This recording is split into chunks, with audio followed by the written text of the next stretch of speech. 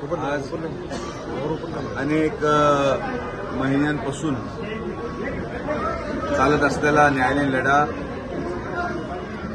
जो सर्वसामान्य शेतकऱ्यांचा होता, फूल विक्रेते कार्यकर्त्यांचा होता आणि साई भक्तांचा होता, अशा लढ्याला आज यश मिळालं. माननीय उच्च न्यायालय औरंगाबादने त्या ठिकाणी निकाल दिला आणि साई मंदिरमध्ये परत एकदा फूल आणि हाराला परवानगी देण्याचा निर्णय माननीय उच्च न्यायालयाने घेतला. त्याबद्दल मी त्यांचे मनापासून आभार व्यक्त करतो. या लढ्यामध्ये राहता तालुका कृषी उत्पन्न बाजार समिती माननीय नामदार राधाकृष्ण विखे पाटील साहेब यांच्या नेतृत्वाखाली दाखल केलेली शेतकऱ्यांच्या माध्यमातून असलेली याचिका आणि त्या याचिकेवर सुनवाई घेत असताना कोर्टाने दिलेला निर्णय या गोष्टी सिद्ध करते की फूल उत्पादक शेतकरी आणि फूल विक्रेते या दोन्हींच्या पाठीमागे फक्त एकच व्यक्ती उभा होता, ते होते माननीय नामदार राधाकृष्ण विखे पाटील साहेब.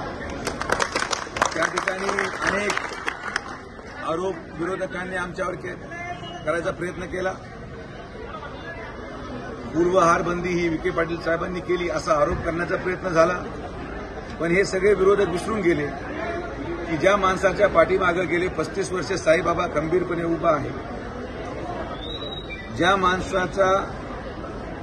पाठीमागे 35 वर्ष बाबांचा आशीर्वाद आहे, त्याला पुन्हा एकदा बाबांचा आशीर्वाद मिळाला आणि म्हणून माननीय नामदार राधाकृष्ण विखे पाटील साहेबांना बाबांचा आशीर्वाद मिळत या प्रश्नाचं उत्तर देखील बाबांच्या श्रद्धा व सबुरीच्या संदेशाने दिलं आणि आज अत्यंत शांतपणे गेल्या अनेक वर्षाच्या संघर्षाचा निकाल लागल्यानंतर जो उत्साह फूल उत्पादक शेतकरी आणि विक्रेत्यांमध्ये झाला आहे, मला विश्वास आहे की येणाऱ्या कालावधीमध्ये जी काही अर्थव्यवस्था यावर उपलब्ध होती, अवलंबून होती, ही सगळी अर्थव्यवस्थेला चालना मिळेल आणि आज हा विजय हा सर्वसामान्य शेतकऱ्यांचा विजय आहे, फूल विक्रेत्यांच्या सर्वसामान्य घरातल्या कुटुंबांच्या प्रार्थनाचा विजय आहे आणि या सगळ्यांच्या पाठीमागे मी विश्वास व्यक्त करतो की माननीय नामदार राधाकृष्ण विखे पाटील साहेब या मतदारसंघामध्ये